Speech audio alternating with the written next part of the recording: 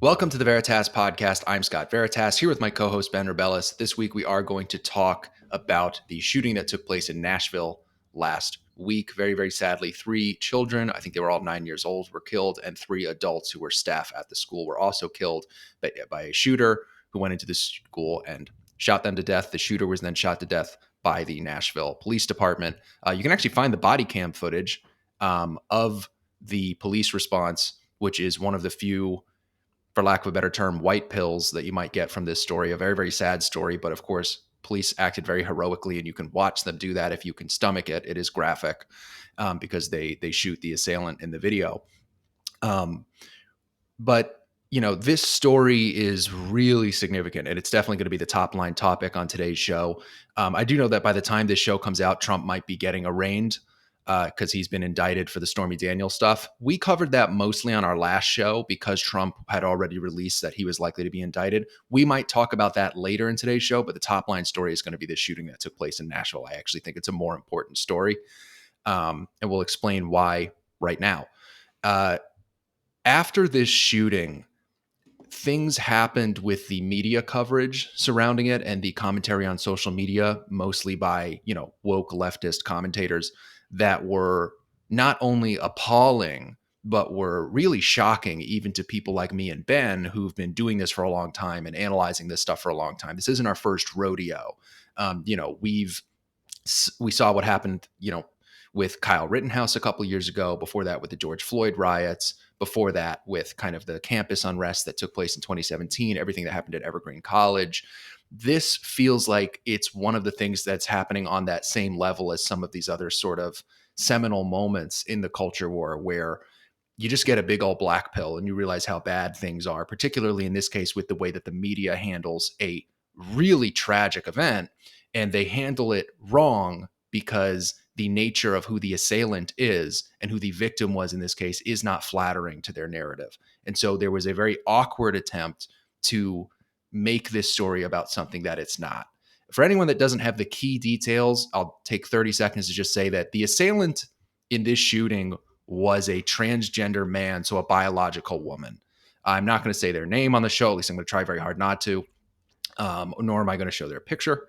But it was a trans man, which would be a biological woman, which is highly unusual for mass shootings. I recall one other instance where a mass shooting had a female assailant. It was actually at Google headquarters about 4 years ago. That was for lack of a better term, I'll say cisgender, just to get through it, woman. I don't remember her name. I think she was like Iranian American or something, and she was upset about demonetization, something along those lines. She shot and injured 3 people, and I think she may have killed 1. That was a huge outlier, as this case is with these. Those are the only 2 shootings I remember in my lifetime, and unfortunately, there's been a lot of mass shootings in the United States in the past 25 years since Columbine. The only ones I remember with a female assailant have been this one and the one at Google headquarters I think it was in 2018. About 5 years ago, in the early days of the demonetization adpocalypse issues. So this is highly unusual, and making it even more unusual is the fact that this is a transgender person, and it makes it awkward for the media, undeniably. If you're the media and you've spent years saying that transgender people are always victims, they are highly oppressed, and you've been harping on Tennessee and other conservative states for pushing back on that legislatively, with legislation that bans drag shows or sexually explicit drag shows in front of children, legislation that bans child mutilation, or as they like to put it, gender affirming care.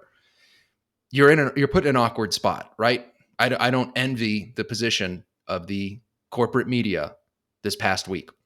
The way that they handled it was absolutely appalling, which was, you would see some, boilerplate initial, a tragic shooting has taken place with 3 children and 3 adults killed, 6 victims. You saw very basic coverage of this tragic event. But in less than 24 hours, the narrative was shifted away from the tragic nature of what happened in terms of this conservative Christian community having its youth and its educators, slaughtered by a person who is frankly left-wing coded, a transgender person. The narrative was shifted from that to the backlash that could befall transgender people. The narrative was shifted to, in many cases, an implication that this community, this conservative Christian community in Tennessee, had been asking for what happened to them. And I have some examples of that, because you might think that that's, if you haven't seen it for yourself, you might think, well, how could that possibly be true? But I have here a tweet which was deleted by the Washington Post, and it says, GOP congressman from Nashville district heartbroken by shooting. A 2021 photo shows his family with firearms. I forget the name of the congressman they're referring to. And of course, they have a kind of unflattering photo of him kind of guffawing awkwardly at the camera on this particular tweet. They did eventually delete it. Obviously, this had a lot of backlash. This isn't the only example, by the way. I think it was also, let's see, we have Newsweek, who also posted, drag shows and gender affirming care for minors were banned in Tennessee this month while assault weapons remain legal. This tweet is still up. You can still find it on Newsweek's Twitter. This was posted within 6 hours of the shooting being discovered, of the shooting taking place. This happened within less than 24 hours. This was the narrative shift. So the implication, and you can find more of these, like there were lots of corporate media outlets engaging in this sort of weird thing where they don't directly say that this community was asking for it because of their sort of cultural conservatism in the area, but it's heavily implied. It's barely implied. It's almost explicitly stated. I mean, the one where it says a 2021 photo shows his family with firearms. A quick side note that I do find, Republican postcards of them with their like 9-year-olds holding an AR-15 to be odd. I'm not a huge fan of that stuff. The implication that somehow means that you shouldn't also be upset that like a bunch of 9-year-olds constituents of yours or the children of your constituents just got shot to death in their own elementary school is indescribably evil. And Orrin McIntyre, who's someone I refer to a lot on this show because I consider him kind of my portal to the neo-reactionary space. He's somebody whose content I watch a little bit on YouTube. I'd recommend it to anyone who's interested in the kind of Curtis Yarvin neo-reactionary world of what some people might call far-right, commentary, but I don't know if I'd go so far as to call Orrin that. He says, there's something he says on Twitter a lot that I think really sums up my feelings about this story, and then I'll throw it over to Ben because I'm sure he's dying to give his opinions on what we've been seeing. Orrin McIntyre says, and I don't know if he coined this phrase, but he says often on Twitter, and he said this week on March 27th, the day of the shooting, after Newsweek posted their, drag shows and gender affirming care were banned, but assault weapons are still legal. He retweeted that and said, "You don't hate journalists enough. You think you do, but you don't." And it may sound radical and a little aggressive, but I agree. And of course, we're referring to a certain brand of corporate journalists. Are there good journalists out there? Sure. Matt Taibbi just had to testify before Congress a couple of weeks ago. There are good journalists out there like Taibbi and Glenn Greenwald and others, some of whom even are left-leaning. But we all know who Orrin is referring to when he says you don't hate journalists enough. And it is the cabal of corporate journalists who engage in appalling levels of propaganda, even at a time where it was wholly inappropriate to do so, such as this past week. Yeah. I'm disgusted by everybody, predictably. And it's funny that you pulled out a quote from Orrin McIntyre because he wrote an article this week, and there's a line from it that I think kind of really sums up my disgust here. And he wrote, "But the relentless propagandists of the American press refuse to allow even the smallest expression of genuine sorrow before pummeling their audience with the most shameless barrage of ideological gaslighting imaginable." That's about right. And I'm going to need a bit of an anger confession or therapy session here from what I've seen, because I'm just disgusted by the trans activists who seem to be more worried about the ongoing effect on their ideology and their movement than the death of 6 people. I'm disgusted by the left's criticism of the rights. Cenk Uygur, who I follow on Twitter because I try to be healthy, be balanced, of the Young Turks. Here's a tweet from him. "The right wing seems to be celebrating that the Nashville shooter was trans, as if that vindicates them. WTF? Doesn't that prove that maybe you guys shouldn't bully people about who they are? If you think the answer is more bullying, you miss the point and are probably a terrible person." He also posted a Twitter poll asking whether Republicans love their guns or their kids more. because that's a super productive addition to this discourse. All right after the shooting. All right after the shooting. David Pakman, who, and you can correct me here, Scott, I thought at least a few years ago, thought to be kind of, was seen as a thoughtful. He is, David Pakman is, and I know what you're going to bring up, and I'm glad that you have it ready because I actually didn't have it on my side. David Pakman, what he said, very important, and I'm going to get right back to you in a second, Ben, but yes, David Pakman, who is largely considered to be one of the more reasonable leftists, one of the leftists who likes to engage in dialogue with the right, who has been on the Joe Rogan Experience several times. What did he have to say, Ben? Well, David Pakman said, very surprising there would be a mass shooting at a Christian school, given that lack of prayer is often blamed for these horrible events. Is it possible they weren't praying enough or correctly despite being a Christian school? This is a mockery of people who have a religion that believe in praying to a God that can affect outcomes here. And mockery is where we're going to go for the 3 dead 9-year-olds. Press Secretary for Arizona Governor Katie Hobbs posted a tweet with a woman holding 2 guns that she captioned, "Us when we see transphobes." And my last one, I'm sorry, I got to get this out. The White House Press Secretary, Karine Jean-Pierre, who is a deeply unimpressive person, saying that the trans community is, quote, under attack right now. I think the attacks were upon 6 people in a school who are dead now because of this person. Yeah, I think the thing that, as a tribute to Norm Macdonald, the legendary comedian, I would say that he had a joke that became sort of the stuff of legend. It's memified quite often at moments like this that I think best captures the sentiment right now of people like us who are witnessing one of the worst propaganda efforts ever inflicted upon this country by its corporate media. He had a joke, and I hope I don't butcher it, but it was something to the effect of, if ISIS were to set off a bomb that killed 50 million Americans, I really worry about what backlash there could be against all the peaceful Muslims. Yeah. And, obviously the implication of the joke is exactly what we've been seeing this past week, which is something terrible happens. And it's hypothetically possible there could be a backlash towards people who are not responsible for that. I want to take just a moment on today's show to say that I don't think that, and I know Ben doesn't think this either, it's necessary to take the actions of one transgender or transsexual person and judge all of them for it. That's not what I would ask of our media right now, nor our society. I'm not asking that. I wouldn't want that. But the idea that there would be no acknowledgement of what actually happened here, which is that a transgender person killed a bunch of conservative Christian children and adults, and that the implications of why that might have been, and we don't have a clear motive yet, but the implication is pretty obvious why this happened, and the media has alluded to that themselves. And I'm sorry, I have to interrupt you there. When we have other school shootings, we have other shootings of this type, it takes no time at all for the mainstream media to say this guy was motivated by Jordan Peterson. This guy was motivated by Matt Walsh. No time at all with no evidence, and they do it immediately. And now if this one, we're like, whoa. We need to make sure we check out this manifesto first. We're not going to ascribe motives to anybody. Well, and the immediate, like, we need to protect trans people, like immediate, or like, by the way, just a side note that Tennessee was engaged in anti-trans legislation.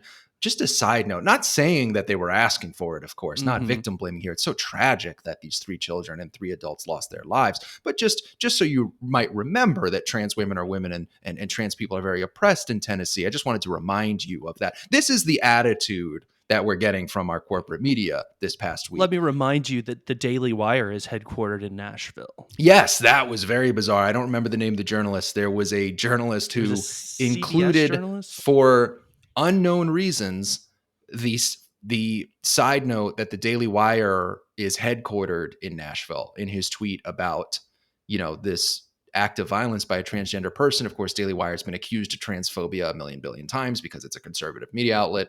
It's the home of Matt Walsh, number 1 transphobe, according to, I think, Media Matters. He wears that with a badge of honor, so I don't think he'll be mad at me for saying that. But, someone who does lend a little bit of inspiration to this show in some cases. All of this is to say that this is a moment where, we talk about a lot of things in the culture war on this show, sometimes lighter topic, sometimes heavier topic. This is obviously about as heavy as it gets. This feels like one of the seminal turning points where a bunch of people who are quote unquote heterodox thinkers, if you will, become more radicalized. That's how I feel this week. I feel more radicalized. Like I want there to be consequences or accountability, maybe is a better way of phrasing it, for corporate journalists who are engaged in this behavior, which is tearing our society apart and spitting on the graves of children, dead children, in the name of a crackpot ideology, which probably did inspire this shooting. And I'll transition over to that now. Um, you know, we don't have the manifesto that apparently exists from the shooter in this case. There is a manifesto. Nashville police let the public know that there is a manifesto. We don't have that manifesto. um, an interesting debate has materialized online about whether or not we should be able to see it. I will say, and I'm curious how you feel about this, Ben, because I can kind of see the arguments both ways. I really want to see this manifesto personally, just as a person. I really want to see it Yeah. because I'm pretty sure I know what's in there. I am 99% certain of what is in that manifesto. And it is probably that the very violent, you know, rhetoric, which is always invoking the idea that there is a genocide against trans people, the rhetoric of gender ideology, that there is genocide against trans people. We need to protect trans youth. And there's always like a picture of a gun or a knife. This kind of stuff inevitably was uh, something that might have inspired an actual act of violence, especially because, frankly, transgender and transsexual people are known to have a lot of mental illnesses. This is, you could argue that they always have at least one mental illness, as was what was said in the DSM up until I believe 2013, was that it was called gender identity disorder. It was a mental illness to be transgender. Buck Angel, who is a famous transsexual person I've had on the show, said on the show, "I have a mental illness. We all do." Uh, and that these individuals are having constant IV. They're constantly being inundated with highly violent propaganda. Kill TERFs is one of the great sayings of gender ideology. Posey Parker, who is a quote unquote TERF, was assaulted at a rally just a few days before this shooting because she was standing up for women's only spaces. I want to see this manifesto because I think it will give the public an understanding of how there you can draw a direct line through from gender ideology to acts of violence, and how unfortunately that may very well materialize again. We may see an attack like this again, and if you were to ask me to guess, I would say that we will, and it pains me greatly to say that. I hope we don't, and I'm afraid that we will. With that said, there's an argument that we should not release the manifesto that I totally understand. And it is that in doing so, we basically send a message to would-be school shooters and terrorists like this. That is saying, if you commit an act like this, we will give your ideas an audience. This information will be disseminated to the public, and whatever rhetoric you wanted people to see, they will see. And I do understand that concern that it could inspire copycat killings. And I'm going to throw it over to you, Ben, because I think that's a very legitimate argument. I mean, Matt Walsh has been very gung-ho about having the manifesto released. I understand why. I'm leaning towards at least the fact that I will admit 100%, I want to see it. I personally am dying to see this manifesto. I really want to know what's in there. But Ben, I don't know how you feel. I agree with the criticism, the reasonableness of the criticism of why we shouldn't release it. I thought that we weren't releasing people, or we weren't naming shooters for the same reason, but that seems to have gone out the door with this story. Yeah. I share your personal curiosity. I want to read it too, and I think it should be published despite the risk out there. First, I'm always a fan of more information over less information. We're not doing ourselves any favor to blind ourselves to things that we could know. I think it needs to be released for another reason, which is consistency. It is going to be very inconsistent and very strange and very, what I would think, obviously politically motivated to have all of the manifestos of the shooters that have previously come around, but then the one or two, like one of the more notorious acts of violence committed by a biological female, that's the one we don't release. That's not, as the kids say, a good look. Yeah. And I think that there is a benefit to releasing it, um, because part of, if we're going to solve the problem of gun violence, which is a way bigger topic than the show, not something we really get into here, but if we want to talk about these, how to, if not stop, then minimize the amounts of these situations, we have to know what motivates them. We just do. And I think not knowing what motivates us is a way of dodging any type of solution to this issue, whatever that may be. So the public not knowing the motivation, I think, does nothing to help those working sure to make this happen as little as humanly possible. I that's kind of my rationale. Yeah, I largely agree with that. I think that one thing I always think about, I think it's a legitimate concern. Like you can't help but wonder because look, one thing you can't deny is if the manifesto is released, a lot of people are going to read it. It gives a very large audience to these ideas. Now, of course, 99%, I hope, of the people who read it are going to be disgusted by it. Mm-hmm. But if even less than 1% or a small fraction are actually radicalized by it or inspired by it, it can become a problem. However, I would say that, and this is something that I always felt about the debate over violent video games, violent music after Columbine, school Yeah. shootings have been blamed on a whole host of things. Um, I would say that it's hard for me to get into the mind of somebody who shoots up a school. Yeah. I like to think I'm a pretty empathetic person. I can understand a lot of people, even people who do bad things. But if I'm going to do my best and give it the old college try, I would say that if you're crazy enough to shoot up a school, you're crazy enough to shoot up a school. Yeah. I don't know if you're actually, because look, what do most of these shooters do? This one actually did not. She was shot to death by the police responding to the shooting. Most shooters have no sense of self-preservation. They commit suicide at the end of their crime spree. Um, there is really no sense of material benefit, if you will. They're not, these aren't bank robbers. These are not necessarily even ideologues. In many cases, they're miserable people who want to, confront society with their misery in the worst possible way. Jordan Peterson's talked about this a lot. The manifestation of just a hatred of life itself is often a terrible, terrible act of violence like this. So I don't know, I've always said, I don't think you need to play. I think if you're crazy enough to shoot up a school, I don't think playing a violent video game tips you over the edge. This is something where actually Matt Walsh and I have a tendency to disagree. He's been critical of violent video games when a lot of this stuff comes out. Although I think he's tapered off from that in the last couple of years or so. But I doubt. I'm open to the idea that, especially if you could see that someone's face is being plastered all over the place in their name and there is sort of a cause celebre around them, particularly if it is at all flattering or sympathetic, then Mm-hmm. somebody might kind of, with that same sort of "you'll miss me when I'm gone" suicidal energy that some people do have, they might engage in an act like this. One example I think of is what's happening now, actually, and I want to get to that in a second. But Tsarnaev, the Dokiev, I forget his first name, but he was Oh, the young man who was yeah. one of the Boston bombers, the one who survived. His brother was killed during the Mm-hmm. search for them by the Boston Police Department. He had a quite flattering photo of him where he looked like a fucking rock star Yep. plastered on the cover of Rolling Rolling Stone Stone. magazine, of the rock and roll magazine. This was in like 2014. And a lot of people criticized it because it was like, this could absolutely inspire somebody to want to do something like this young man when he gets this very flattering photo of him. And I think the article was even about how, like, there's a weird cult of personality where there are Mm-hmm. young women like writing to him in jail because they think he's handsome. Crazy shit. People be crazy, bitches be crazy. I guess But so. but we're also seeing a little bit of something like this with what's been going on the past week.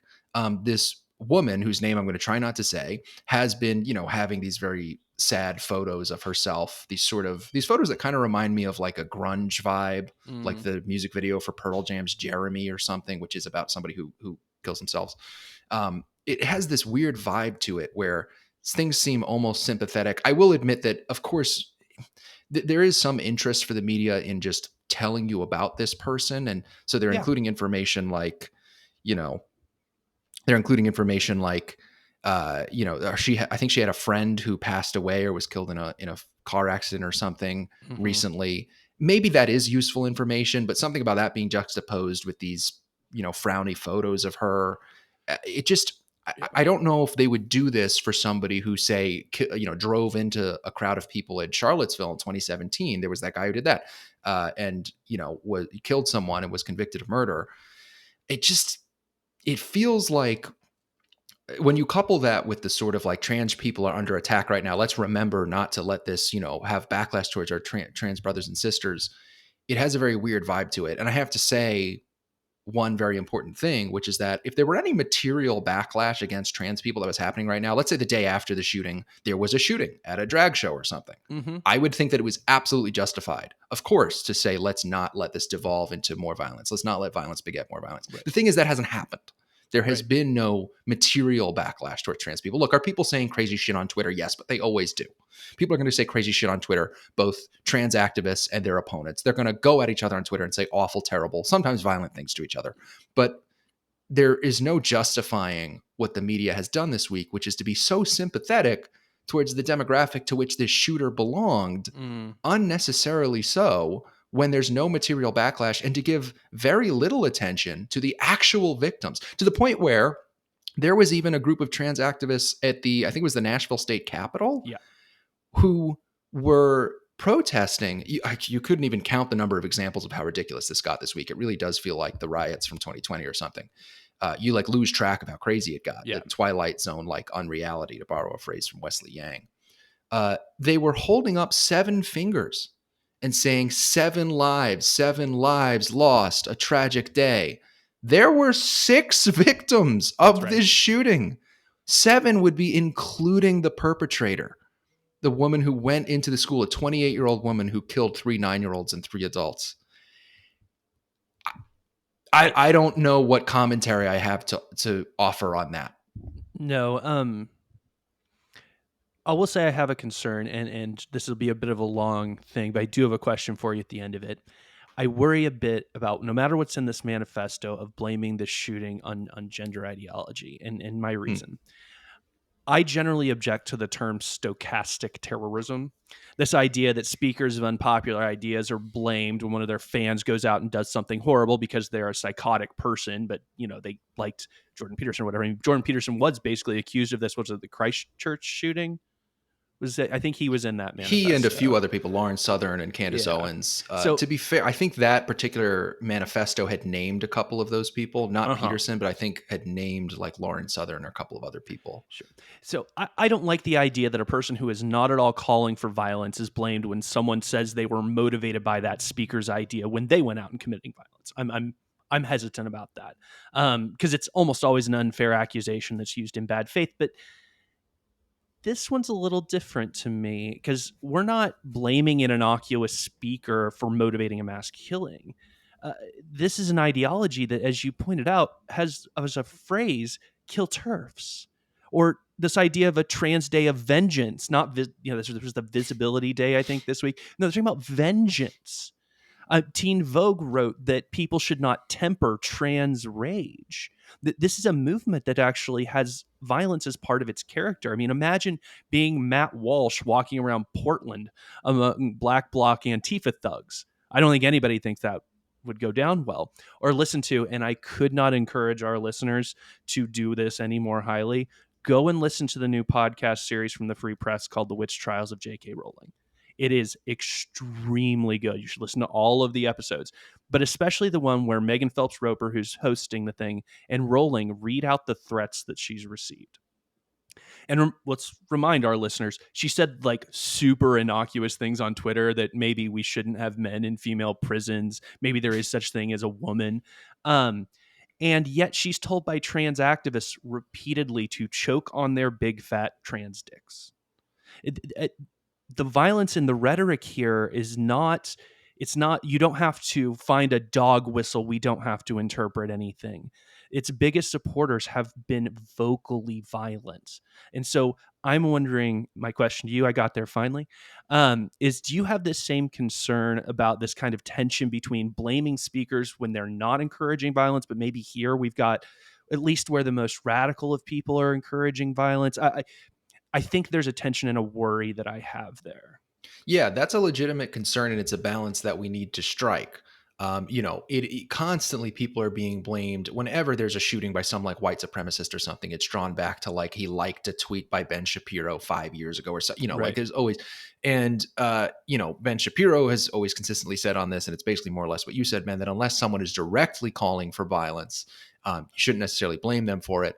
One great example of where this has come into play is the rhetoric that Donald Trump was spouting after he lost the 2020 election, where he said that he in fact did not lose the 2020 election, that the election was stolen.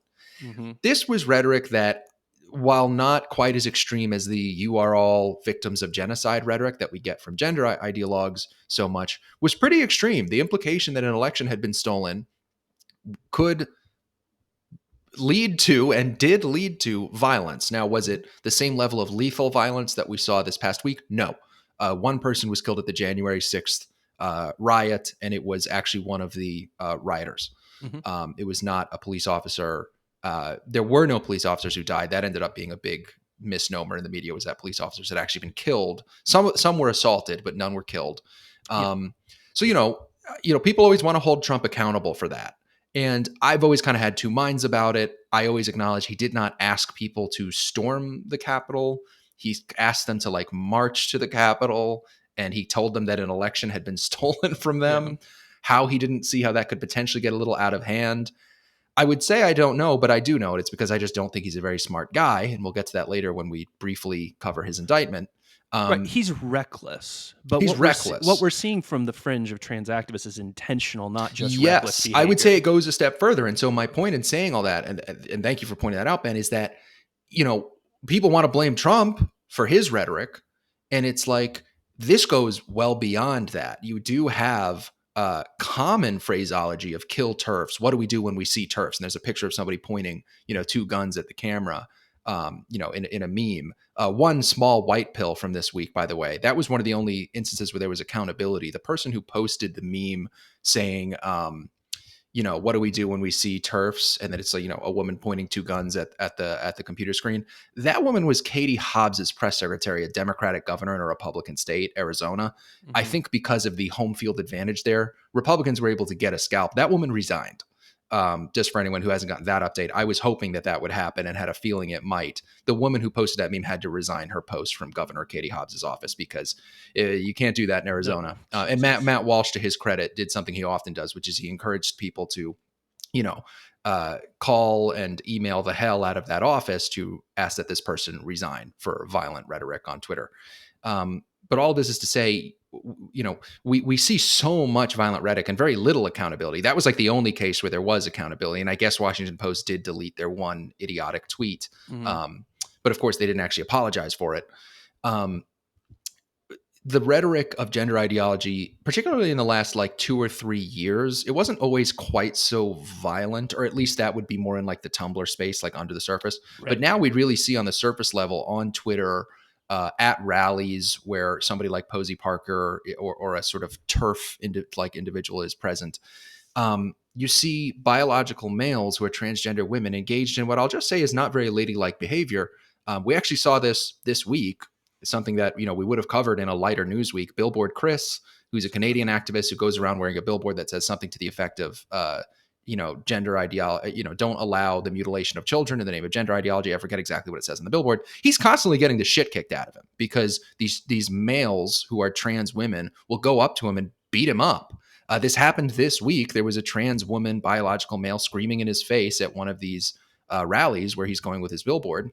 She gets probably about this close to his face, like where my finger is to my face, and he very gently kind of puts his hand on his collarbone, this person who's screaming in his face, fuck you, fuck you, fuck you.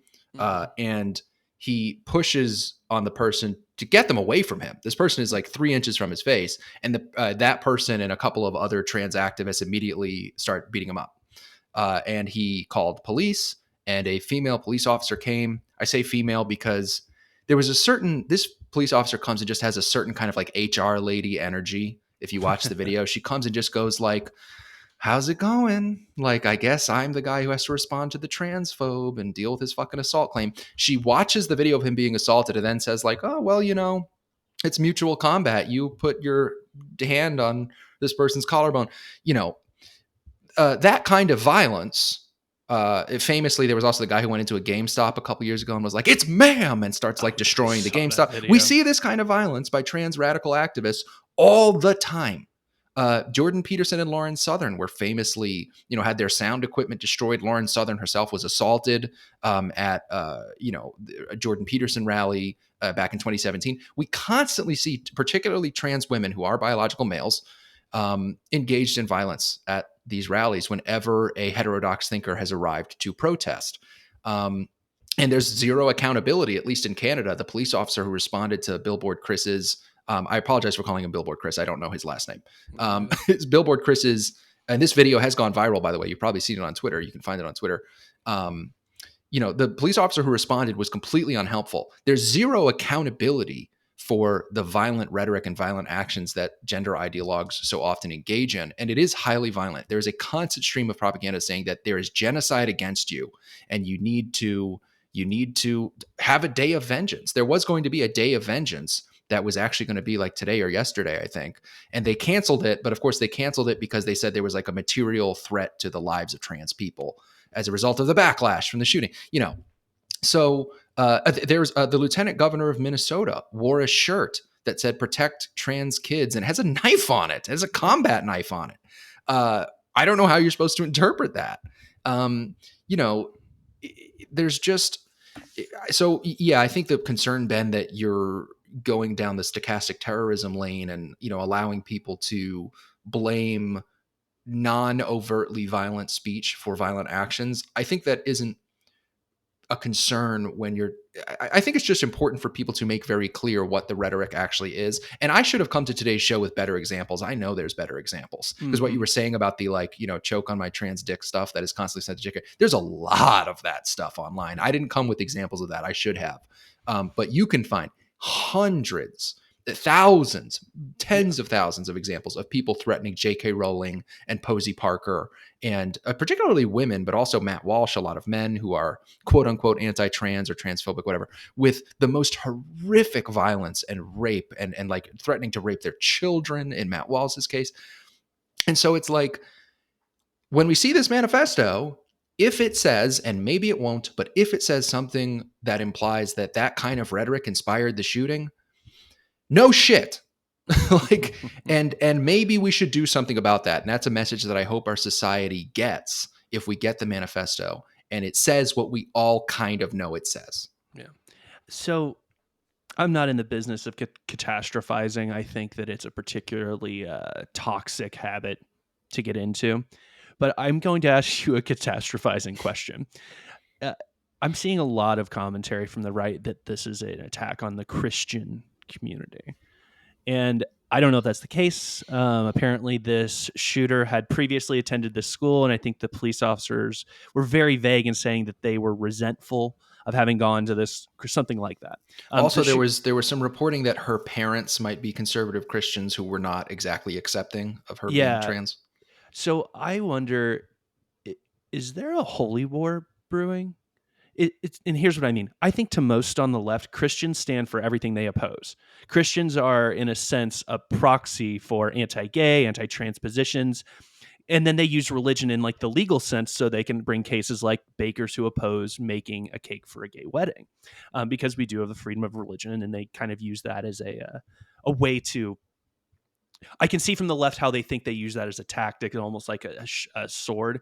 So if this violence increases, if this is a thing that's going to start, do activists go after Christians because they're a proxy for the views they don't like? I mean, if that is how this plays out, that I can't see that. That's a bad outcome. I don't know how realistic it is. I don't know if that's just me speculating, but that's one thing that could make this get bad really quickly. So it's an interesting question. My answer is that there is already the culture war, which is bordering on a hot war, unfortunately, because of the increase in violence, particularly in the last 3 years since the George Floyd riots, and that you don't have to be a Christian to be a target. I think that Christianity is Christians are one of several groups who are an appropriate target in the minds of woke activists for violence. It could be police officers. Police officers are constantly being attacked There were 2 police officers that were killed in 2020, I believe in Louisville, I think that's during right. the riots. They were shot in cold blood while eating lunch in their patrol cars. Or I think one was shot and killed and the other survived. And you can be a police officer, you can be a Christian. Those are 2 groups that are very emblematic of traditional values of law and of order, of Western civilization, of how we do things in civilized society. But also, if you're just a white person, I mean, Mm. I remember. There were instances of just white people getting the crap beaten out of them during the 2020 riots. Um, you know, you can find videos of them saying, "Oh, we're just going around beating up every white person." I remember there was a white person, a disabled white man, who got kidnapped. This was in like 2017. It was after Trump got elected, Mm. and it was so bad they actually charged the 4 black assailants who had kidnapped him with a hate crime, because while they were torturing this mentally disabled white man who they had kidnapped, they were saying "fuck Donald Trump, fuck white people." So those Mm. teenagers actually got charged with a hate crime. I think that was in Chicago. Um, and so these things are uh, sort of encouraged and endorsed to varying degree depending on what happens. I mean, what is the meaning of the popular phrase on the left, "all cops are bastards"? You'll see a lot of rhetoric from people who use that phrase, that you should assault and perhaps even murder police officers. Um, is there a holy war brewing? I don't know if that's the exact word for it. I think what we're in is a sort of Cold War, which we call the culture war, where there is limited violence in comparison to your typical war. Certain people in our society, I like to think, including people like us, are trying desperately to keep it from escalating to a hot war where there is large scale violence, with hundreds or even thousands of people being killed. But then there are people who are fomenting, you could call it a race war, a holy war, a war against Western civilization that could very Hmm. well become a hot war. I said a lot in 2020 that the media was fomenting a race war when they said we need to abolish whiteness. And we all know what that means. When they said that, white police officers were going around summarily executing black people for no reason, that there was genocide occurring again, always Yeah, genocide against always. black people. There is fomenting of violence, of a war, and I can't rule out it getting to that point. Whether it, I don't necessarily think Christians would be the primary target of that. I think that Christians are going to get lumped in with anything that represents traditional Western civil values. Yeah. That's kind of my answer, is yes, and That's kind of what I was getting at. It's just like Christians are an easy proxy for a yeah. representation, and maybe police are in a sense as well. Maybe at law schools, the Federalist Society, Republicans generally. I guess there are a lot of markers. I just the anti-Christian stuff, like Josh Hawley introduced a resolution to call this shooting a hate crime, because it was against Christians. So that kind of is what spurned that question for me, which, by the way, I think is kind of a dumb idea. Hate crime is kind of a concept that the right has mostly been against because, murdering someone is pretty much the highest act of hatred. Um, so I'm not a huge fan of that, but that's kind of how the right was playing this a little bit, and so it kind of sent me down a rabbit hole of speculation. Yeah, and I've noticed that this week, and I don't think it's illegitimate to be, you'll see people, including like somebody I bring up a lot on the show, Orrin McIntyre, and others, saying that, this is the media's message to Christians, that they don't care about you. And it's like, yes, and they really don't care about anyone that falls outside of their, Yeah, affinity groups. If yeah. you're not one of these oppressed peoples, you don't have to be a Christian. You can be, I'm not a Christian. I'm more or less non-religious, ethnically Jewish fella. I don't fall into any of these affinity groups. They wouldn't care if I got shot. If I had been one of the people in that school, they wouldn't have really cared about me either. Even though I'm not a Christian, just the fact that I'm a more or less right wing, I guess at this point, white male, commentator, would mean that there'd be people dancing on my grave. Unfortunately, if I were to be killed tomorrow by one of these terrorists, um, you know, I mean, if you'd asked me anytime before summer of 2020, I would have been like, "There's not going to be a war." I would have been like, "It's Yeah. not going to be a war. We're not going to let it get that bad." In the summer of 2020, we let an occupying force, Antifa, more or less, like take over a neighborhood in a major American city that was the Chaz in Seattle. We let them take over large swaths of other cities, particularly Portland, which the downtown area became uninhabitable anytime past like 7 p.m. for like Yeah. 6 months straight. Um, it's bad out there, folks. And I don't want to give any illusions that it's not. This week has been a big black pill, and take away from it what you will. Don't do anything stupid. You should never let violence beget, any violence that is not in direct self-defense. But if you're pissed off and you want there to be accountability, I feel you, and I feel for you. One thing I've been thinking a lot lately, and I'm going to play around with this idea as stories like these continue to develop and we continue covering this culture war, is people talk about victimhood culture and how, we used to have a dignity culture or an honor culture, various different kinds of cultures up until what we have now, which is a victimhood culture, which we absolutely do have. Victimhood is, of course, what makes the world go round now. Mm-hmm. And people like Oren and other neo-reactionaries are the real progenitors of the idea that we need to come up with some new ideology to combat wokeness, that perhaps classical, Judeo-Christian values isn't enough, or liberalism is particularly not something they're a fan of, and that there needs to be something that can survive the, cultural wasteland that we are entering. I've been recently playing around with the idea of an accountability culture, of a culture where crime, lying, especially if you're in the corporate media, politicians who don't look out for the people they are sworn to represent. I've been thinking about, what if there was a culture where the number one value is that there's accountability for these things, for people who are sworn to protect children who don't protect children, educators who take advantage of the fact that they have access to children so that they can groom them sexually, or at the very least indoctrinate them into highly sexually charged ideas. There is no accountability for these things right now. And it is one of the most infuriating things about the moment we find ourselves in, is there's no accountability. We see people that deserve to be held accountable, and not that long ago would have been held accountable for their actions not being held accountable.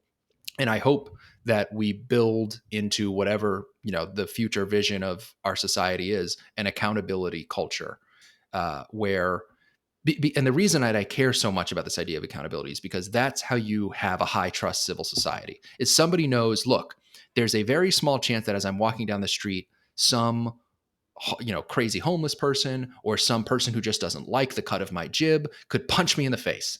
And it's like a less than 1% chance. But if they do that, they're going to get arrested. They're going to go to jail. I'm going to go to the hospital and get taken care of. And the media will report the facts about the case so that the appropriate level of sympathy is dispensed to each party.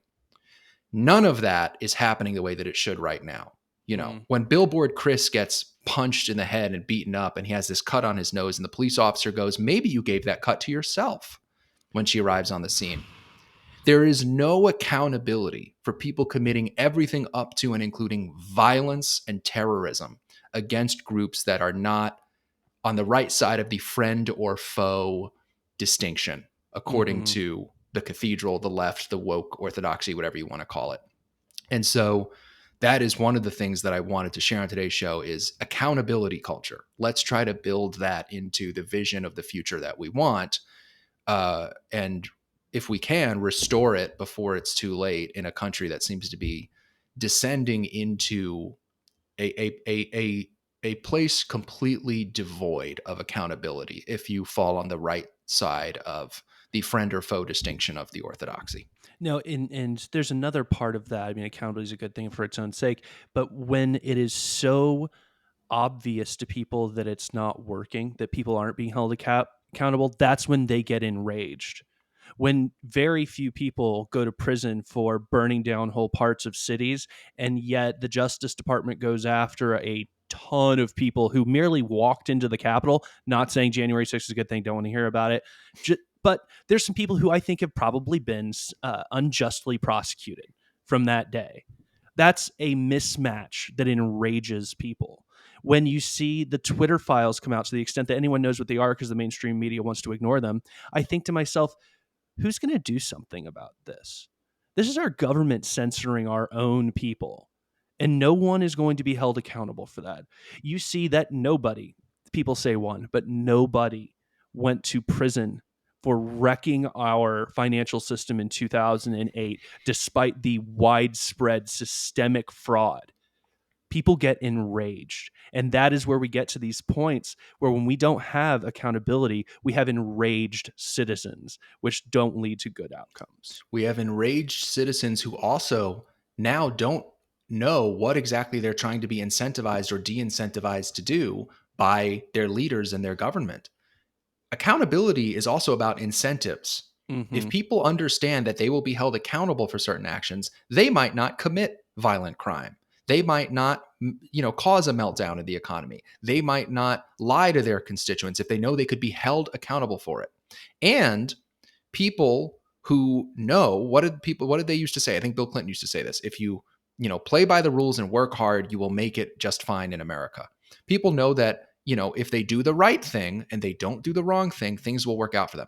At the end of the day, we're in this American capitalist society. Say of it what you will, but it's all about incentives. And the way that you create good incentives instead of perverse incentives is through accountability, is by making sure people understand. And this is really important because it gets to a very dangerous place where if you basically tell certain populations, you're not going to be charged with a crime if you do this, they're going to do it. Yeah. There is a reason why there are consequences for punching someone in the face at a political rally, for burning the city to the ground, for assaulting a police officer, for there are social consequences for screaming, awful racist things to someone on a subway. There was a video that came out recently of a black man who didn't appear to be homeless or deranged, just spouting awful, racist, horrible things to a white man on the subway. Say of that what you will. The thing that made it particularly disturbing was that his wife and infant child were there. Yeah. And he's getting in their face and screaming horrible things at them. There is supposed to be some accountability for that. Like that person would certainly be charged with the crime if they were white and the victims of the tirade were black, even though it would be, you'd have to charge them with like disorderly conduct or something kind of low level. Something would be done about that, and good, because that's accountability.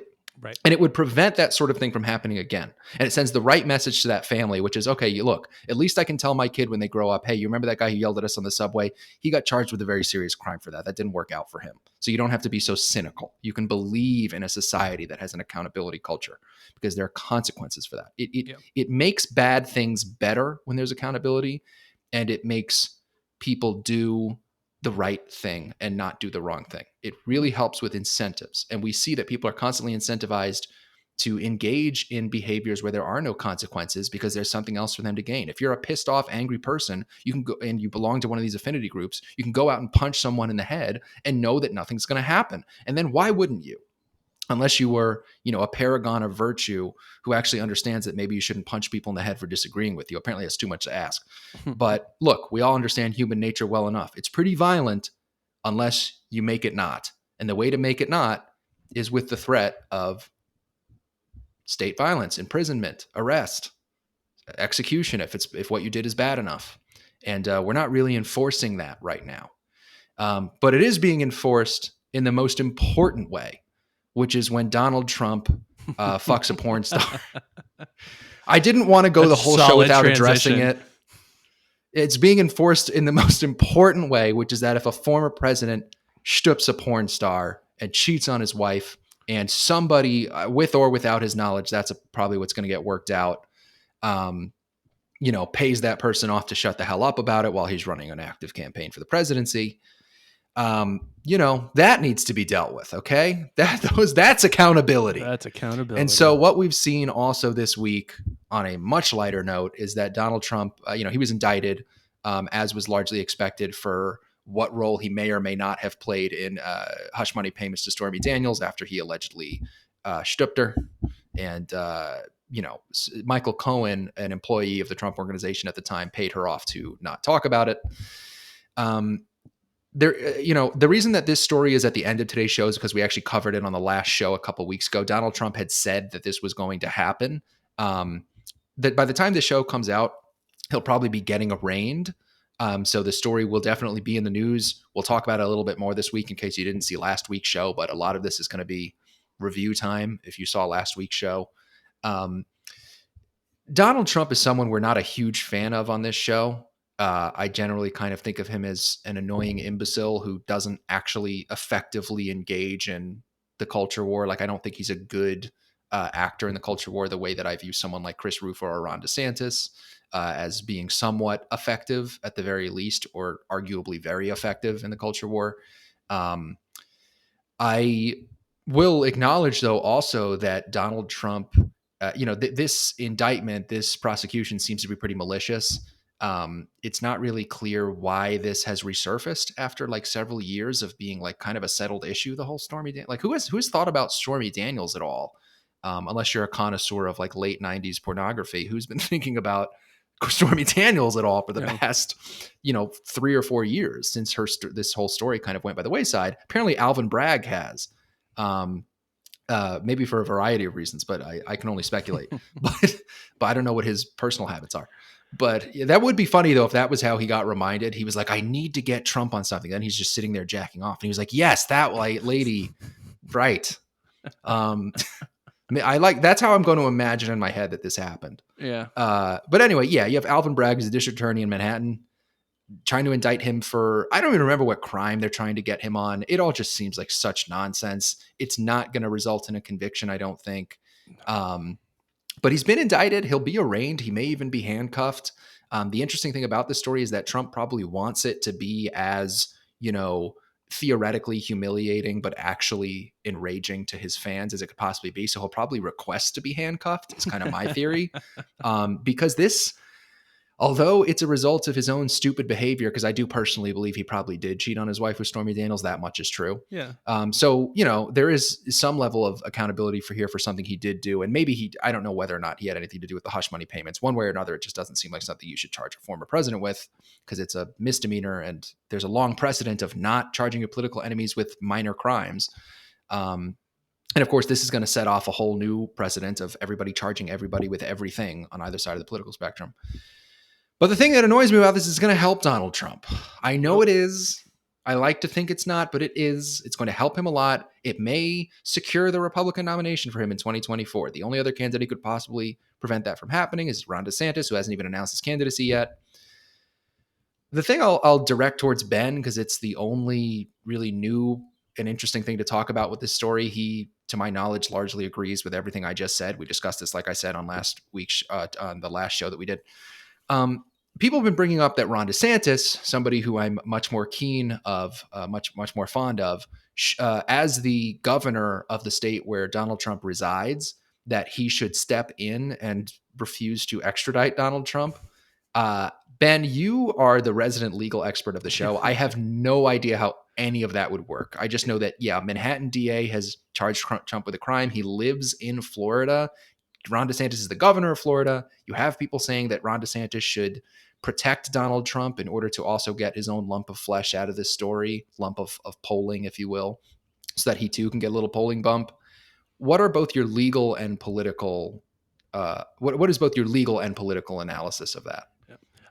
So I'm not as familiar with the process for extradition. Generally, governors talk to each other and they send orders past each other when, like, if let's say you have a prisoner in Kansas that has pending charges in Nebraska, there's usually some type of extradition process because you're in the custody of one state asking to be sent to. Donald Trump's not in anybody's custody. So I think this is probably a totally bogus thing. I could be wrong. I am not an expert on extradition stuff, but generally that's how I've always seen it, is someone's actually in the custody of the state and needs the governors have to talk to each other because of different types of agreements they've all come to of how they transport prisoners and who bears costs and things like that. This seems completely nuts. So legally, I don't think DeSantis can step in. I mean, what's actually going to happen is Donald Trump is going to fly, or if he's already there, to New York City. He's going to go to his arraignment. And he's going to keep on living, and now he's got a cool extra campaign point for him.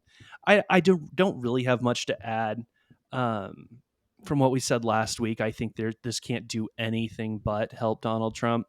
You've already got this image that he's created of this person who was so unfairly treated in 2020, and that the left and Democrats pulled out every nasty trick they had to steal the election from me.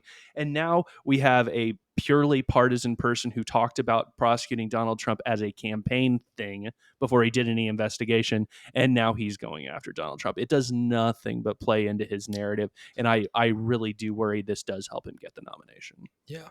And he is, in my opinion, clearly a weaker candidate for Republicans in 2024. And if he won, he'd be a weaker governor.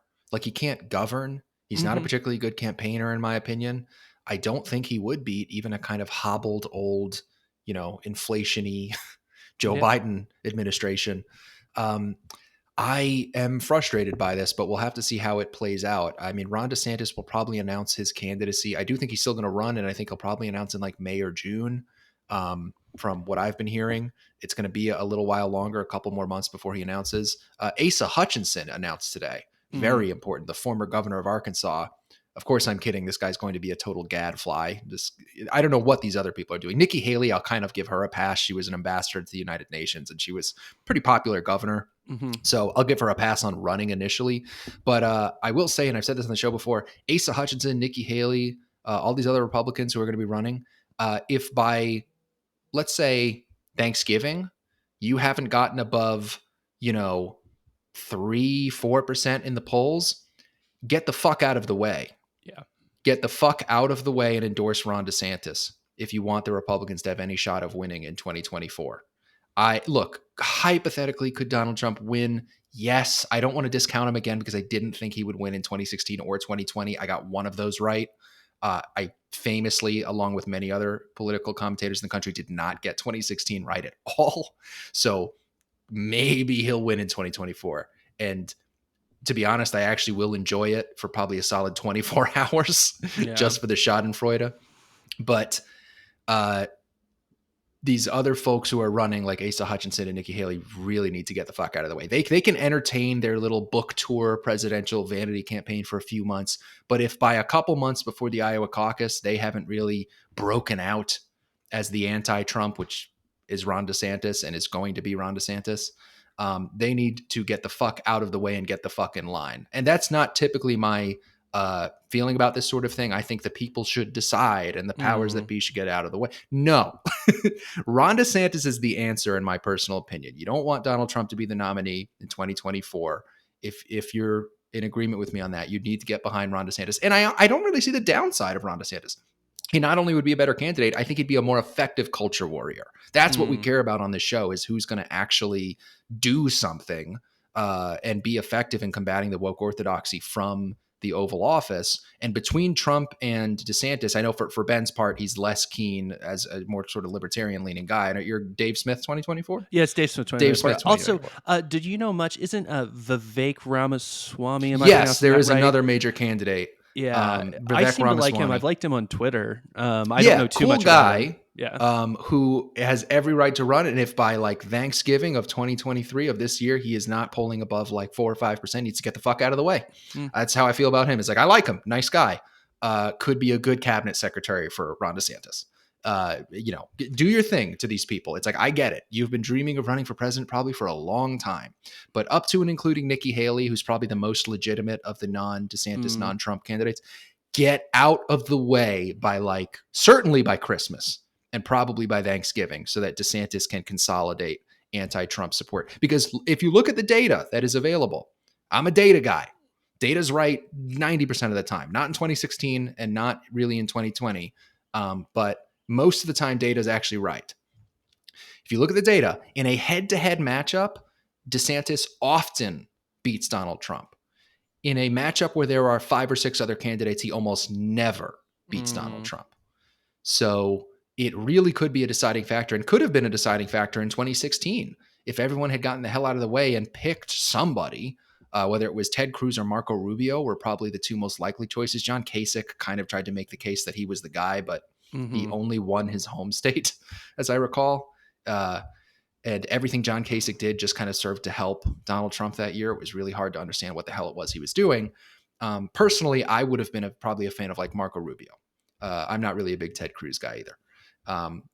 But this didn't happen in 2016. It was a circular firing squad famously of Republicans, including like Chris Christie and other gadflies, who just split the anti-Trump vote. And he was winning every single primary with 35% of the vote, because there was like 23 candidates. Mm-hmm. So my hope is that that doesn't happen again. But there's plenty of time to talk about the election. Ron DeSantis hasn't even announced his candidacy. I think on the indictment stuff, Ben, was there anything else you wanted to say I about know it? I have anything else. It's other Yeah. than it, just to reiterate how incredibly dumb I think it is. Yeah, it's something that makes you mad at pretty much everybody because it's like, yeah, Trump shouldn't, cheat on his wife and maybe or maybe not allegedly engage in, hush money payments and not expect there to be any consequences. I do agree with the notion, by the way, that theoretically no one is above the law when it's a president and it's a misdemeanor. Like, look, if you have a president who could be accused of rape or murder or assault with a deadly weapon, a very serious financial crime, perhaps embezzlement of millions of dollars, a Bernie Madoff type thing, of Mm. course that person should be prosecuted. No one is above the law insofar as that goes. If it's that he didn't want some lady to say that he was stooping her because it means he was cheating on his wife, and he paid her like 1/1 billionth of his actual net worth to shut her the hell up, that's the worst case scenario. It's possible that he didn't even do that.